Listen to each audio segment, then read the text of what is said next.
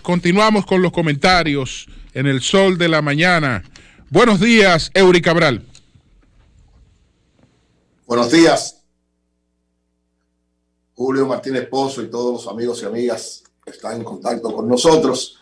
Buenos días al pueblo dominicano y al pueblo del mundo. Como siempre, inicio con la palabra de Dios. Salmos 28:7. El Señor es mi fuerza y mi escudo, mi corazón en Él confía. De Él recibo ayuda. Mi corazón salta de alegría y con cánticos le doy gracias a nuestro Dios. Siempre hay que tener como fuerza y escudo en nuestra vida todo lo que tiene que ver con el Señor. Miren, en el día de ayer, tal y como informaba, fue juramentada la comisión de exaltación de Gregorio Urbano Gilbert, el consultor jurídico del Poder Ejecutivo, el doctor Antoniano Peralta, se tomó la juramentación. Era la vicepresidenta de la República la que nos había convocado a la juramentación, pero como decía Marilena, se le presentó una situación especial, pidió excusa y entonces el consultor jurídico asumió la juramentación. Ahí estuvo toda la comisión, encabezada por la ministra de Cultura, que es quien preside la comisión. Y entonces lo exhortó Antoniano Peralta, luego de juramentarnos, a que trazáramos una ruta rápida, efectiva, precisa, de actividades y que concluya, como quiere el presidente Luis Abinader, con un acto de exaltación a Gregorio Urbano Gilbert, un acto en el Panteón de la Patria. La comisión ya había tenido una primera reunión, y una segunda reunión la próxima semana. Está discutiendo un plan de trabajo bastante amplio de realizar un conjunto de actividades, tanto este mes de febrero, lo que resta, el mes de marzo, el mes de abril, y concluir entonces el 25 de mayo, que se cumple el 103 aniversario del nacimiento de Gregorio Urbano Gilbert, y se escogió como la fecha donde se va a hacer el acto protocolario formal, el acto solemne en el Panteón de la Patria, donde se colocarán entonces los restos de Gregorio Urbano Gilbert, donde siempre debieron estar, donde reposan los hombres y mujeres que han defendido la soberanía nacional y que han defendido la patria dominicana. Así que gracias a Antoniano Peralta, gracias al presidente Luis Abinader, a la vicepresidenta Raquel Peña por todo el apoyo que está dando a la comisión, y lógicamente todos los miembros de la comisión, empezando por la ministra de Cultura, por el presidente de la Comisión de Efemérides Patria y por todos los ministerios que están representados, por el Archivo General de la Nación, por la Academia Dominicana de la Historia, por todos los que somos parte de esta comisión, que todos estamos con mucho ánimo, con mucho espíritu de aportar este reconocimiento que era una deuda histórica que tenía el pueblo dominicano con Gregorio Urbano Gilbert. Ahí tuvieron las imágenes. Cuando te veía en estas fotos, decía, esto confirma que cuando uno trabaja por una causa que es de interés para la actividad, se trasciende un gobierno, se trasciende un partido, todo esto va mucho más allá. ¿Cómo tú te sentiste ahí en el Palacio, en una gestión que no era de tu líder, Danilo Medina? Me sentí muy bien porque vi continuidad en algo importante. Es decir, el gobierno anterior hizo lo que tenía que hacer y este también, para algo que nos une a todos, como tú dices, porque Gilbert es de todos, no es de una gente, no es de otro, es del pueblo dominicano. Entonces había una deuda con él y qué bueno que todos hemos podido lograr. Me sentí muy bien ayer en Palacio porque todavía, ¿verdad? Hay gente que saluda a uno, que bueno que tú estás aquí valorando, y además porque vi un ambiente de mucho compañerismo y mucho espíritu de aportar. Es decir, es diverso lo que hay de todos los lados, y todos estamos unificados por un mismo espíritu, que es tratar de hacer una actividad que realmente cumpla con ese cometido de llevar a Gilbert al Panteón de la Patria. Así que me sentí muy bien, me siento muy bien. Cuando el presidente me nombró, que yo decía, me tomó de sorpresa, yo no pensaba, mucho menos que me iba a poner de coordinador, pero es un compromiso. Desde hace 5 años estoy en eso, no podía decir que no, y me siento muy agradecido del presidente Luis Abinader, el trato. Antoniano le mandó un saludo a todo el equipo, él es un gran amigo de todos nosotros, conversamos bastante de varios puntos ahí en ese momento, y lógicamente un espíritu de mucha compenetración y alegría y de cooperación en esta actividad. Así es que yo mantendré informado de todo lo que se vaya haciendo, y esperamos que en muchas de las actividades puedan también participar. La mayor parte de las actividades no van a ser amplias por la situación, sino van a ser actividades muy puntuales, muy precisas. Incluso la misma que se va a hacer el 25 de mayo va a ser una actividad muy reducida por la situación, pero esperamos que sea transmitida a todo el país por una cadena. Eso es lo que estamos tratando de hacer para que el país entero lo pueda disfrutar. Miren, yo quiero referirme, aunque María Elena, ese fue el punto de María Elena, a mí de manera particular también quiero hacer un comentario sobre la designación de Mariana Vargas como nueva directora de DGCine. Porque yo creo que el cine, y no es casual que el presidente Luis Abinader se reuniera en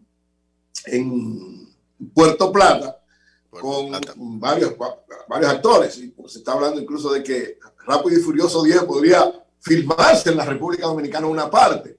Porque Ivette Marichal, y yo quiero hacer un reconocimiento especial a Ivette Marichal. Así como decía María Elena, yo quiero reconocer, Ivette fue la que le dio estructura fundamental al desarrollo de la ley de cine, que ustedes saben que tuvo muchísimo conflicto y muchísimo problema al principio, y como muy bien decía María Elena, Leonel Fernández fue clave, el presidente Fernández, clave. Esa ley tiene un padre que se llama Leonel Fernández, y él desde el principio, a pesar de muchísimos sectores contrarios que no querían que se diera facilidad y una serie de elementos, mantuvo la defensa, dirigió el proceso. El propio Leonel Fernández dirigió el proceso para que se aprobara la ley, enfrentó a todo el que tenía que enfrentar, la promulgó y después le dio seguimiento, siendo presidente y siendo expresidente.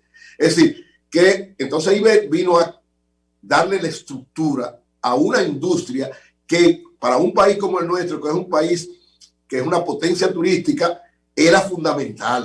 O sea, nosotros logramos combinar una cosa y otra, y creo que va a ser uno de los soportes de la recuperación de la economía. Por eso tan importante lo que se logró. Incluso, oigan este dato, que por eso digo, un reconocimiento especial a Ivette Marichal. En medio de la pandemia, todo el mundo creyó que el año 2020 iba a ser perdido en términos de producciones cinematográficas y de ingresos para el país.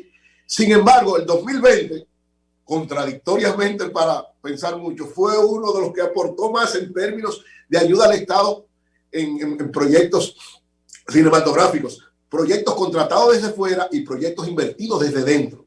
Alrededor de 7,000 millones de pesos movió en medio de esta situación de dificultad del 2020 la industria del cine. Entonces, eso es un dato extraordinario. Ivette se mantuvo tocando puertas, resolviendo, dio una serie de facilidades, y lo digo porque de manera particular, un proyecto que va a salir este año, que se va a estrenar el segundo documental nuestro, que es sobre los presidentes dominicanos, fue aprobado el año pasado, la inversión se hizo el año pasado, filmamos el año pasado con todas las facilidades que dio DGCine y con toda la seguridad por la pandemia, y así hubo una gran cantidad de proyectos que lograron lo mismo, incluida, ustedes se acuerdan, hasta una situación que hubo con una proyección, organismo internacional, una productora internacional que estaba filmando. Es decir, el cine continuó trabajando a pesar de la pandemia, y en eso fue por las facilidades que dio DGCine, por la visión que tuvo Ivette y el equipo que estaba con ella, y yo creo que ella merece un gran reconocimiento porque estos 6, 7 años que estuvo al frente de DGCine consolidó la industria del cine, aportó, hay unos datos interesantísimos que dicen que antes, al contrario, el gobierno recibió mucho más de lo que dio como crédito fiscal, y eso hay que mantenerlo. Mariana Vargas es especialista en la ley de cine. Ella fue una, junto con Laura, que definió, delimitó, corrigió y valoró y defendió la ley de cine. O sea, que esta nueva directora me da la impresión de que va a seguir la misma ruta de fortalecimiento en esta nueva realidad de la ley de cine, porque en lo que el turismo empieza a fortalecerse, la ley de cine puede ser un soporte importante. ¿Por qué? Porque ahora mismo, o sea, las filmaciones continúan, porque lo que ha habido es, con los cines, una situación especial, pero las filmaciones siguen porque por streaming, todas las cadenas internacionales siguen pasando películas, o sea, que se va a seguir filmando en el país y las filmaciones que vienen de fuera.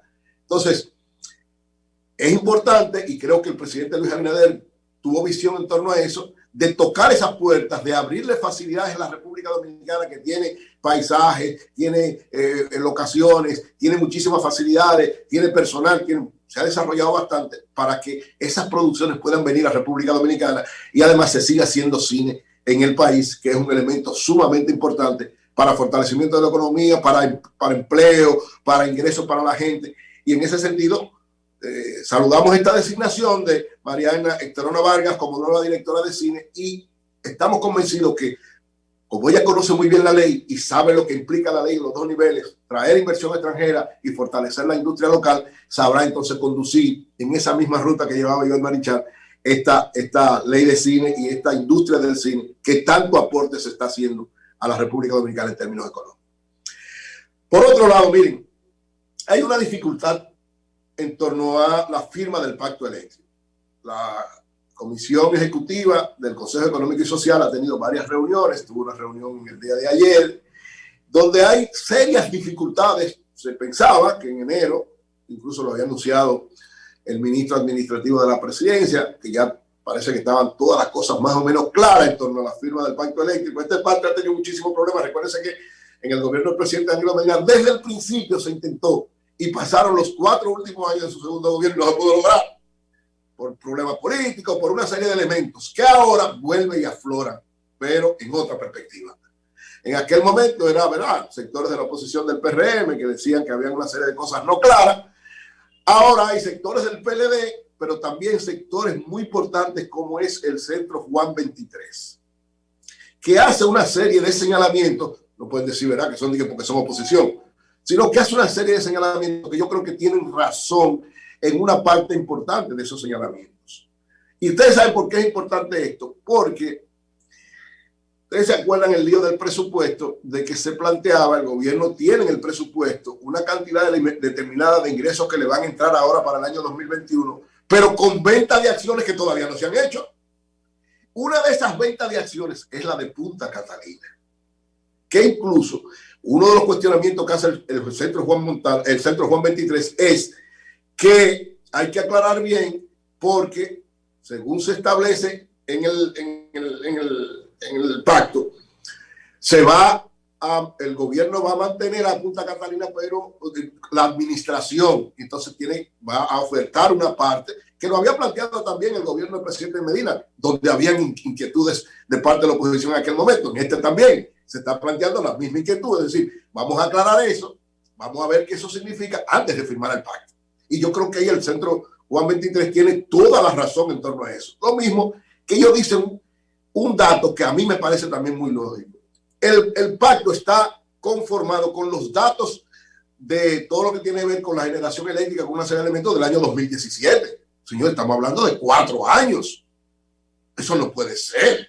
Hay que actualizar esos datos, sobre todo porque después de Punta Catalina aquí las cosas han variado bastante. Entonces ellos dicen, vamos a actualizar esos datos, vamos a ver. Y el otro punto que es también, son varios puntos, pero los que han sido más conflictivos son esos dos y lo que va a pasar con la Corporación Dominicana de Electricidad. ¿Por qué? Porque ahí hay una evaluación, sobre todo de los que representan al Partido de la Liberación Dominicana, que dicen que se está violando la ley al eliminar la CDE, pasarle todo eso al ministerio y crear un solo centro para las 3 EDES. Ahí hay un conflicto de visión, de evaluación de lo que dice la ley y de aplicación en torno a eso. Entonces, esos 3 elementos, hay varios elementos más, pero básicamente esos 3 han generado una especie de tranque en la firma del pacto eléctrico. Para el gobierno es crucial la firma del pacto eléctrico, crucial, porque una cantidad importante de recursos para este presupuesto están ahí, en que se termine de aplicar el pacto y entonces se negocia lo de Punta Catalina, que ya verá, hay sectores que están detrás de eso, tratando de comprar las acciones. Entonces, eso sería un ingreso interesante para el Estado Dominicano. O sea, está compelido a buscar una concertación, ojalá haya la concertación, ojalá tanto el PLD como el Centro Montalvo puedan encontrar un punto de avenencia con el gobierno y se busque una salida, porque ciertamente este pacto eléctrico ha dado demasiado problema y si no se logra firmar el pacto eléctrico va a ser muy difícil firmar el pacto fiscal, que también hay que empezar a discutirlo este año, no sé si se logrará, pero depende, pienso yo, que podría depender de cuál sea la actitud para firmar el pacto eléctrico para entonces proceder a discutir el pacto fiscal.